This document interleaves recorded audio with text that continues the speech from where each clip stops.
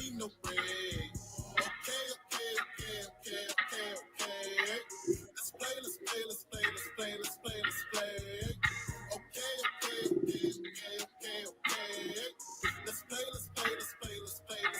play. I said, ain't nothing but my grind on my mind. See, we started with nothing, then we climbed, and we gonna keep up until we finally shine. Indeed, I keep on bucking, baby, time after time. I said, ain't nothing but my grind on my mind. See, we started with nothing, then we climbed, and we gonna keep bucking till we finally shine. Indeed, I keep on bucking, baby, time after time. I said, it's getting hotter out that flame I can. They try to stop me, straight up block me through that pain I've gained. A new way to soothe my praise. Look, I don't cry no more. I just load up my mind and let my grind go show. Cause I'm locked in every single day. I be locked in. I'm focused on.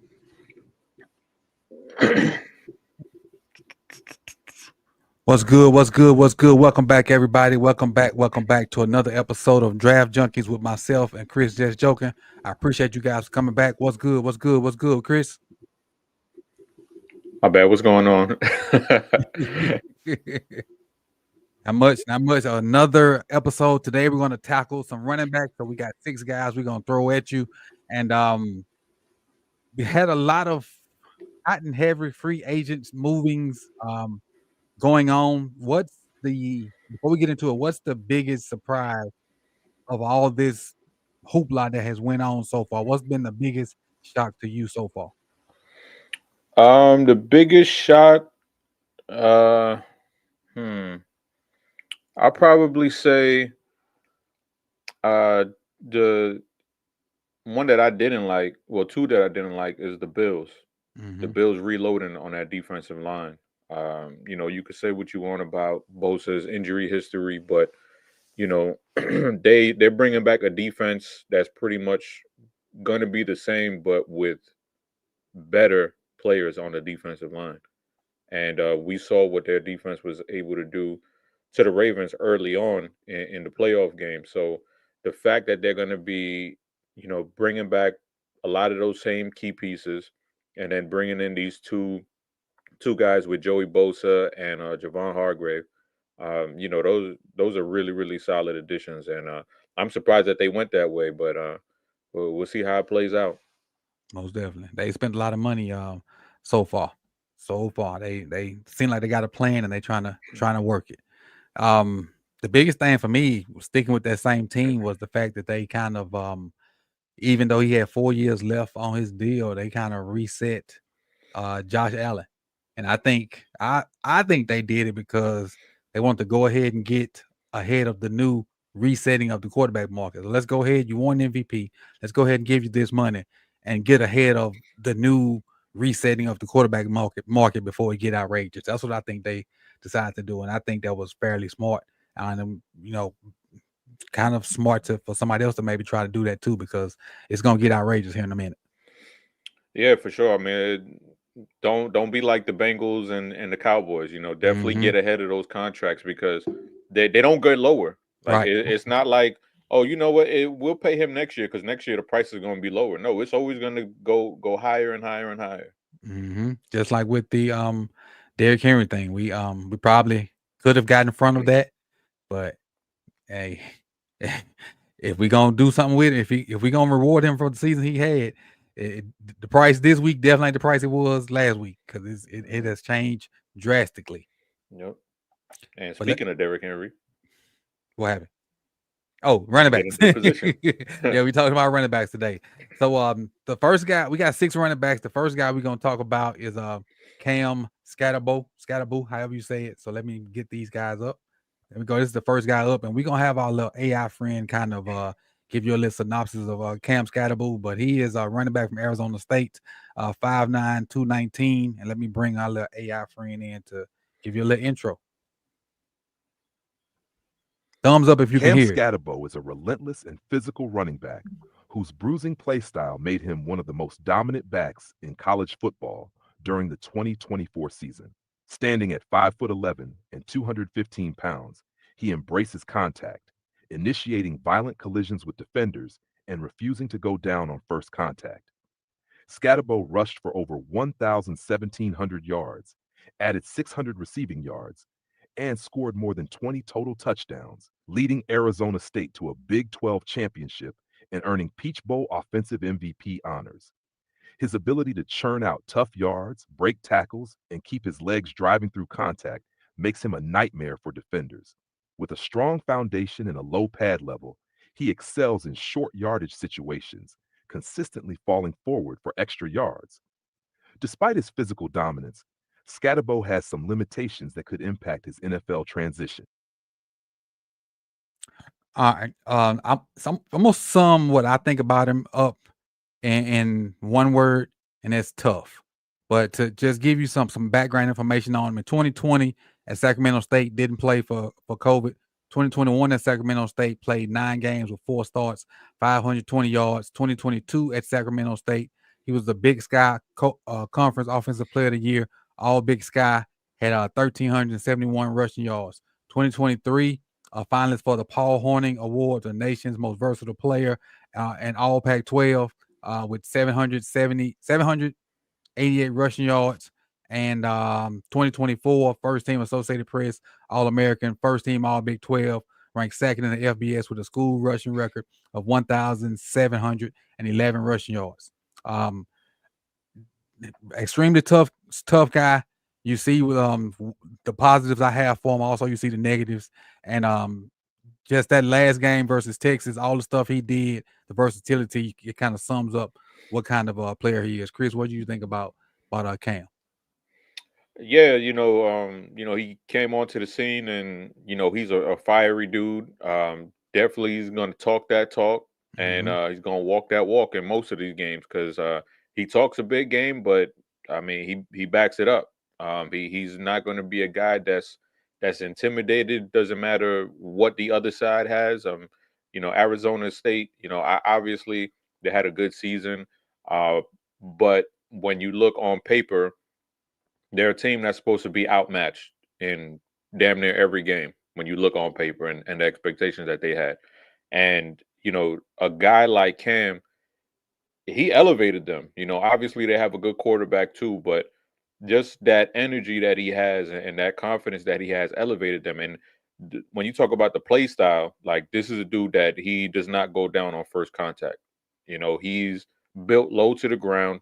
And he's kind of like that, like a cat when it comes to trying to knock him down. Like, he's always throwing the hand down.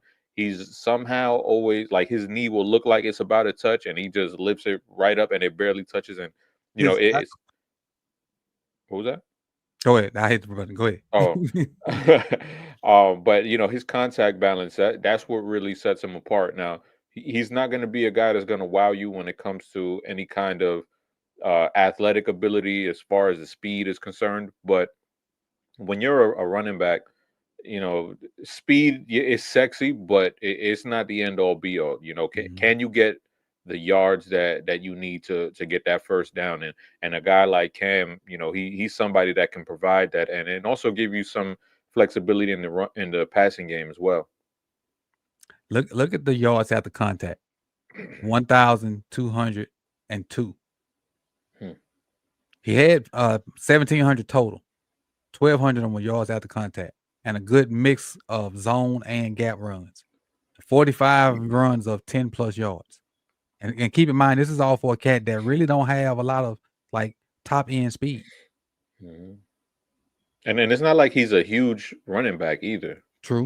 He's small and squatty, well, short and squatty, but this is not a guy that's 250, 240 that's doing this. And it's not one arm contact either. Like, he's taking on big hits and he's keeping his balance. And to me, that's what separates running backs. Is, are you breaking this contact with just a finger that's touching you, or an arm that's touching you, or are you breaking real big boy linebackers trying to hit you kind of tackles? Exactly. That contact balance is really for real thing now. And we're not talking about him today, but Genty is a master of contact balance. Like, he take on shots from any and everybody because of they played a lot of big boys, and you don't knock him down unless you just really catch him not paying attention. Mhm. Let's go on to our second back today, and it's RJ Harvey from UCF. That's his in Orlando, Central Florida. 2019, RJ Harvey was at Virginia. 2020 played in 3 games. 2021 missed the season due to a preseason injury. 2022 played 13 games with 3 starts. 2023 honorable mention All Big 12 Conference, ranked 6th in the FBS with 1,400 yards rushing.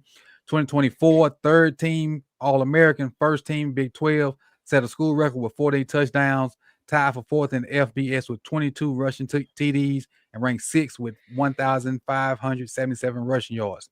You'll see on the screen, he ran a 1.57 10-yard split, ran a 4.4 40, 16 bench presses. And what I like about him is impressive productivity over the time at UCF, good pad level, excellent contact balance, the ability to dart from gap to gap, meaning be in one A gap, then maybe bounce to backside C real quick. Average instincts is a negative, pass pro, limited burst, and limited wiggle. 5'8", 205, and you see the measurables down there at the bottom. So, Chris, what do you think about RJ Harvey, senior from UCF? So this is a guy who, you're going to see this common theme with a lot of the running backs that we're talking to. He's a team captain, holds the UCF touchdown record. So for him, what I liked about him is his experience at the mesh point. And when you talk about running backs and coming into the Raven system, that's such a big difference than if you're just getting a handoff. And, in a lot of these clips, you see where I think the quarterback is Jefferson, where he's looking and reading the defense, and you have that little point at the mesh point where you have to make a decision, and you either go or you don't go. And that's a difficult thing for a running back to deal with, especially if you've never done it before. Mm-hmm. And the fact that he's coming into the league, let's say if the Ravens draft him, he will already have that under his belt. Now, as far as physical, I thought he looked good when he put his foot in the ground and actually went. Right. And when he decides to go and he's like, all right, that's the hole I'm going through, he hits the hole really fast and in a hurry. I don't think he has any kind of special acceleration. Like, this is not what's his name? This isn't Mitchell. Mm-hmm. He doesn't have that kind of speed, but it's good speed. Let's not get it twisted. He has Right. good speed. And he has patience when he's approaching the line. A lot of guys who are fast like this, they want to get the ball and run as fast as they can. For him, he does a good job of being patient at the line and just letting the blocks develop and then choosing where he's going to go. I like that part of his game because a lot of times you see those fast guys speed it up in their head. He's not a thumper at all. Mm-mm. You'll see him try to lower his shoulder down. I give him credit because there are some finesse guys, fast guys who don't want to lower their shoulder and want to avoid contact. I give him credit. He will lower his shoulder. Now, that shoulder will not do much damage, but I give him credit for at least trying. Obviously he has some pass catching upside out of the Mm-hmm. backfield as well. He's a really good pass catcher, and I meant to put some of his catching the ball out of the, well, I did put one in there where he caught a little swing route out of the backfield, but more than that, he can catch the ball out the backfield, so that would be a added bonus to whoever decides to pick him up. I ain't gonna say he's twitchy as like you can put him in the slot, but I want to say he's a little bit above average catching the ball out the backfield. He's pretty reliable catching it out the backfield. So RJ Harvey is, and you see his usage right there. 1,400 yards last year, 2 years ago, and then 1,500 yards last year. But that's 600 plus carries the last 2 years. Durability does come into play when you think about running backs. On top of how much he caught the ball as well. So you got to think about that when you think about RJ Harvey as well. So this next guy that we're going to talk about kind of took a turn. So the guy that's up here, let me bring him up here. He wasn't supposed to be here. It's Dylan Sampson.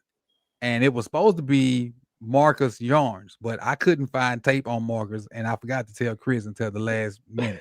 So what we're gonna do is, and we're gonna do Dylan, because I was told that Marcus, because Chris watched him, I didn't. I was told Marcus can go on the back burner anyway. So the people that told me to watch Marcus, shame on y'all, because it sounded like it would have been a kind of like a waste of our time anyway. But let me get my Dylan notes up before I run this. All right, here we go. So about Dylan, this is Dylan number 6 for Tennessee in the win over Iowa. 2024, he was third team Associated Press All-American, the SEC Offensive Player of the Year, first team All-SEC running back, all-purpose, tied for 4th in the FBS with a school record, 22 rushing TDs, a record that's 95 years old. So that's good on him, because we know Tennessee got run this funky offense where the receivers always outside the numbers, and so if you can get creases, you can score a lot. If you're a decent back at Tennessee. Strengths for Dylan, good one cut. Just we got questions about Thornton. We got questions about Jalen Hyde a couple years ago because of this funky scheme they run, but they get speed guys. It's tough off their scheme. So it's tough to evaluate. In the game is what Tennessee runs. So the game is like the game for real. But Dylan Sampson, what do you think about him in a brief time you was able to watch him? So just physically, I thought he showed good speed, good lateral agility. I don't think he has, game-breaking speed or anything like that. And, obviously, I mentioned that before, but game-breaking speed is a Mitchell type of back. That's game-breaking speed. I think he has good speed. It's not special. But like I said, I think speed is a little bit overrated when it comes to running backs anyway. With him, obviously, he has that experience at the mesh point, like I spoke about with Harvey as well. So that's another plus if you're looking at him through the lens of Ravens. For me, as a runner, I didn't really like his vision that much. I felt like he didn't have a good feel for where the holes were going to be developing. I thought this was a guy who he wanted to get the ball, and he just wanted to bounce out in space as soon as he could. I can see that. He wanted it to go, just bounce to the corner. And, obviously that has a place in some schemes. I don't think the Ravens is one of them. I think the Ravens, they're a team that, they're going to want to have those guys who can navigate in between the tackles as well. And, obviously have that outside zone flexibility too. But for me, to me, he would fit better in like a Miami Dolphins type of scheme, where he can be out in space and really be outside the tackle box. And I think for him that'll be the ideal fit for his skill set and how he currently is. I agree 100% with you. He seems like he thrives on space. Now he will, hit it up in there, but that doesn't seem to be something that he wants to do frequently. He thrives on the power read, RPO type stuff where he's either the guy getting the ball in space or the quarterback is pulling it off of him, potentially getting it in space. So I think he needs to be in some kind of wide open type of offense. Nothing that where the back is carrying it 20 to 25 to 30 times. I don't think he's built like that. So I agree with you 100% on that. Dylan needs to stick to some kind of system where or he is a complementary back. He's the gadget back, something like that. That's what I think he's built for. So I don't think he's a workhorse type of dude. He just don't seem to fit that, to build it. And they don't build a lot of kids like that. Anyway, they don't want that. They want all the money and the fame to go with it. They don't want the effort that it takes to get it. So and one more thing for him that I was surprised with is I liked his eyes when it came to pass pro. I thought he had a good feel for where the free rushers were coming. Now, as far as dealing with those rushers, that's a different story. He was a little light there, but just being able to diagnose where they're coming from, that's half the battle. So I was impressed with him, and I was really surprised by that. And since you said that, he was confused in pass pro, but I felt like he just saw it late. And not saying that he was wrong. I just felt like he saw the tick late, and that's why he was losing. And whereas you said you felt like he saw it in time, he just lost. Yeah, like he was just a little light in the ass. Yeah, that's I feel you on that. I feel you on that. All right, let's go to our next guy. Next guy is DJ Giddens from Kansas State. So this is a guy, and there's a lady that watches the show that's near and dear to my heart, and she's a huge Colorado fan, and she was always asking me about why Shiloh like didn't get invited to the combine and stuff like this. So there are a couple of clips in this DJ Giddens. A couple. And this just in this cut up right here that will let you know kind of why Mr. Sanders is not probably may not get drafted, but definitely why he didn't get invited to the combine. Just let it roll. When we get to Colorado, you'll see it. So I ain't gonna even speak on it yet. I'm gonna just let this roll. 2021 he redshirted. 2022 played in 14 games. 2023 honorable mention, all big. He missed that tackle.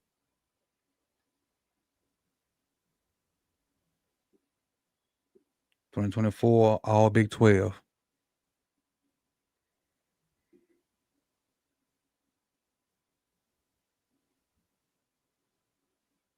Oh my God! Can't be missing tackles like that. Oh my God! Shoot that man out his shoes. For them two reasons right there. He had him playing Twister a few times on the ground. Look at that. It's this why. This why. But the strengths for DJ, workhorse with good size and strong production, runs with patience, allowing bigs to get to their blocks, the vision to see and cut into developing run lanes, more elusive than he should be in tight quarters, only one fumble in his last 2 seasons. That's 428 carries. Weaknesses, runs with long strides, making it tougher to find quick cuts, lacks lateral quickness and long speed to create chunk runs, inconsistent knee bend and power as a run finisher, and struggles to bring in off-frame throws and pass pro at times. You see his runs at the bottom: 4.43 40, 39-inch vertical, 10-10 broad, and 4.3 20-yard shuttle. Chris, DJ Giddens Jr. from Kansas State, 6 foot 212. So it's funny that we have pretty much the same notes on him as far as the bullet points. Obviously he's a long strider, but to me he has that kind of style of where it's just, and I don't know if it's my bias or not, but he's just a smooth runner. Like he doesn't look especially fast or anything like that on the field. He's just out there gliding. And I like those kind of runners. And as far as that spectrum of that style, it's like an Arian Foster type of style of running that he has. I'm not saying he's going to be Arian Foster. I'm just saying like that long strider that doesn't look like he's fast, but somehow he's pulling away from everybody. That kind of smooth style and running that he has. Now he's not going to catch the ball out of the backfield like Arian used to. Right. He has some clunky hands, but I liked him when he got to the line of scrimmage. Like when he takes the handoff, he gets to the line of scrimmage. I like the patience that he showed. A lot of these young guys, it's going to be a common theme. A lot of these guys are patient at the line of scrimmage. I don't know if that's a Le'Veon Bell thing that a lot of these guys saw Le'Veon Bell when they were younger, and they're trying to mimic that. But I see a lot of good patience when it comes to them, and Giddens is one that's really good at it and just smooth at not getting hit in the backfield, because there's a difference between being too patient and then you're getting tackled for a loss of 3 yards, and being patient, making a guy miss, and then being able to hit the hole. And I thought Giddens did a good job of that. I think with the evolution of mobile QBs, backs, and edge defenders have to be patient now because you have that point where you have that mesh point where you don't know what the quarterback's going to do. So that makes the back and the edge defender have to slow down while the quarterback makes his decision. So the backs have to learn patience. The edge defenders have to learn patience. And then that just kind of slows it down and it allows the offensive line to get to their blocks. So when the back finally do get the ball, hey, now I got a clearer picture of where I need to go. And then I can get my one cut and go. And, hopefully I got enough not patience, but enough quick twitch to see it happening and then make it to execute it fast enough where it don't close. Or I got enough football IQ to understand where it's about to hit and go ahead and start to hit it, and then hit it as it's opening up and not to have to see it, then think, oh, that's where I'm supposed to go, and then it close up by I get there. Before I get there. Yeah, before it's too late, right? So that's and then you just got the special ones that like you said, they just see it, they got all of it in one, like Barry. Right. And he just, I think I misspelled Giddens. That Odon's supposed to be in there. I take it out. Giddens. I added extra in there. All right, next up, Tahj Brooks from Texas Tech. Let's talk about Tahj for a quick second. Tahj Brooks. 2020 played now 10 games as a reserve, 255 yards rushing. 2021 led the team with 568 yards rushing and 87 carries, 6.5 per with 7 touchdowns. Missed 4 games with injury. 2022 led the team with 691 yards rushing, 4.7 yards per. 2023, first team All Big 12 conference, ranked 4th in FBS with 1,538 yards rushing, 5.3 per. And then last year, Big 12 Co-Scholar Athlete of the Year, second team All Big 12, led the team with 17 rushing TDs and set the school record with 879 career rushing attempts, 4,557 career rushing yards. That's Tahj Brooks from Texas Tech. And you see my positives about him are production. He had 100-yard rushing games in 19 of his last 22 games. Sets up blockers and tackles. A lot of missed tackles forced. He can catch the ball off the backfield. Sometimes he don't trust the scheme. He doesn't have NFL burst at times, and he has a boatload of carries. All right. What about you for Tahj Brooks, Chris? So Brooks, he's someone that I liked a lot after watching him. He's not going to be a guy who, if you watch his highlight tape, you're going to be like, he's slow ass dude. Like, come on.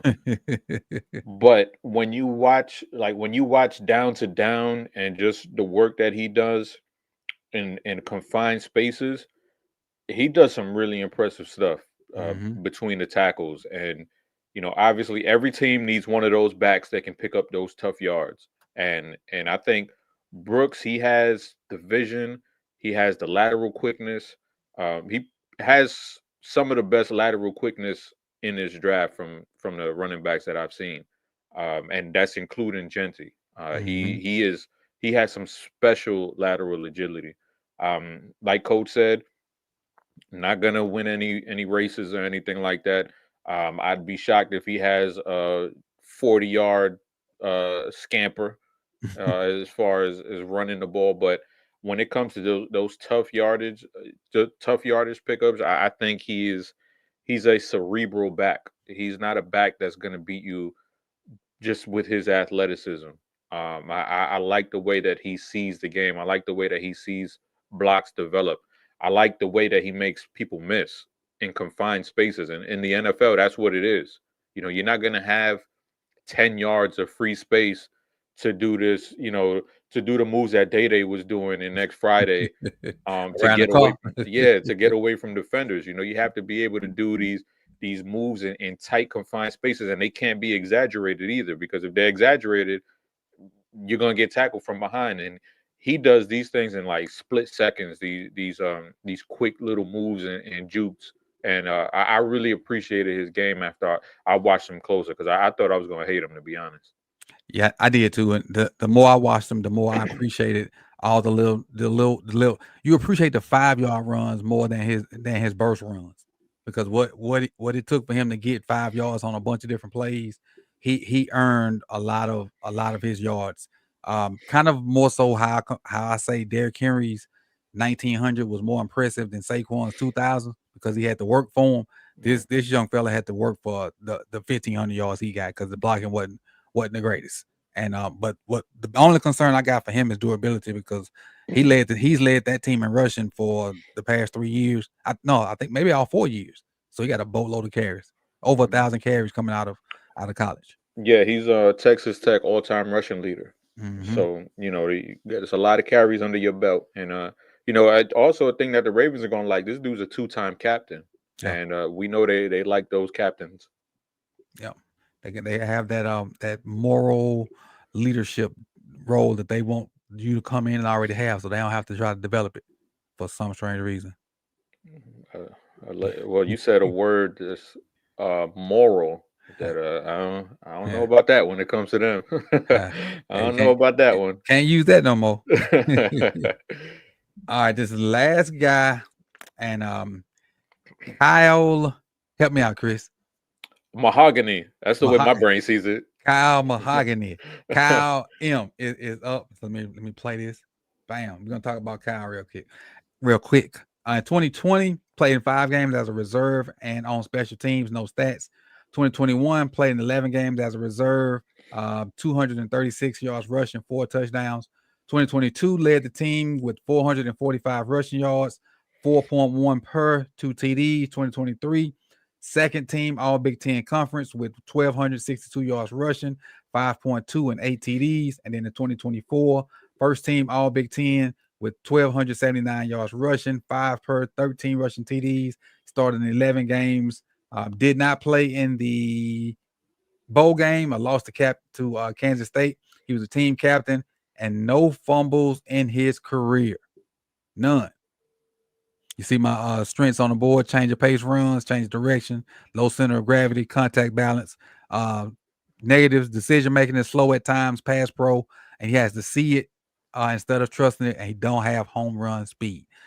Chris, what do you think about Kyle Mahogany? So another slow ass dude that I liked. I gotta admit it. And another guy who's a 2-time captain for the Rutgers team. So obviously, he's gonna have those intangibles of he's obviously a team leader and it's gonna be a workhorse. And like Coach said, no fumbles. 669 rushing attempts without a fumble, which that's crazy right there. Yep. I thought he did as far as being able to, like we spoke about it with Dylan Sampson.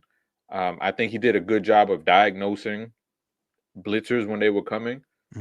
But that same tenacity that you see in these clips of him as a runner, you do not see that of him as a blocker. True. He's very passive as a pass blocker, and that's not a physical thing with him. Like I think with Sampson, it's physical. Like he's just not built that way.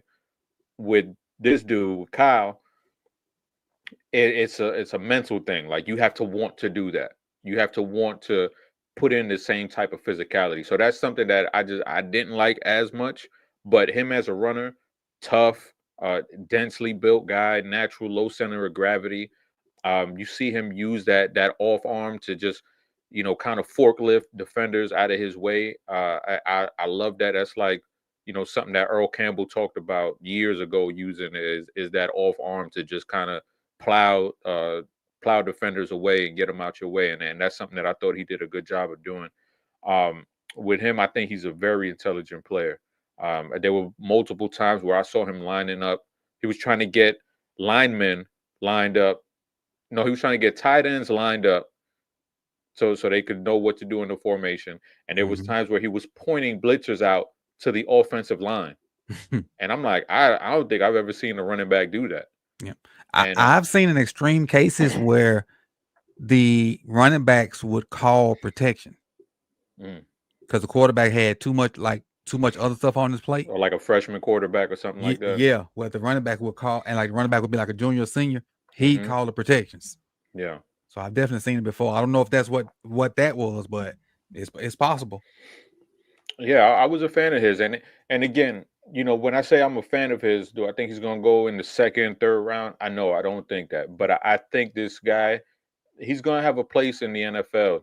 He's gonna be a dude where it's like out of like those Brian Robinson type molds. Where the game is not sexy or flashy, but coaches are gonna love it. Coaches are gonna know what he's gonna be able to do, and I think with a guy like so I keep wanting to call him Mahogany, with a guy like Kyle, I think he's gonna have a place in this league, and he's gonna have a role on the team. He can come in and be like a what's the back for Kansas City? They got Pacheco. They got Pacheco. He can come in and be like a Pacheco. Look, Pacheco was a 7th-round pick, and got a shot and made the most of it. He can come in and especially if it's the right fit. Somebody getting hurt in front of him, and he come in back half of the season and shine. I can see it happening, especially with a good old line, because you ain't gonna expect nothing out of him. Right, he's gonna be walking into a better situation than the Rutgers offensive line. Exactly, because it was not very good at all, and he churned out 2,400 yards in 2 years up there. Yep. In the Big 12, where they are the bottom feeders in the Big 12. I mean, the Big 10. In the Big 10. So it is what it is. So that is the last of the draft for this episode of Draft Junkies. We're circling back to offensive line, so we'll be doing offensive linemen next week. We'll get our 6 guys together coming up soon. We won't be doing the 6 so if you want to know the 6 that we did already, circle back to about a little over a month ago to the first episode, and you'll see the 6 we did. So I'm gonna give y'all an opportunity. So comment under this video one offensive lineman, and whichever name is commented the most, that'll be one of my picks.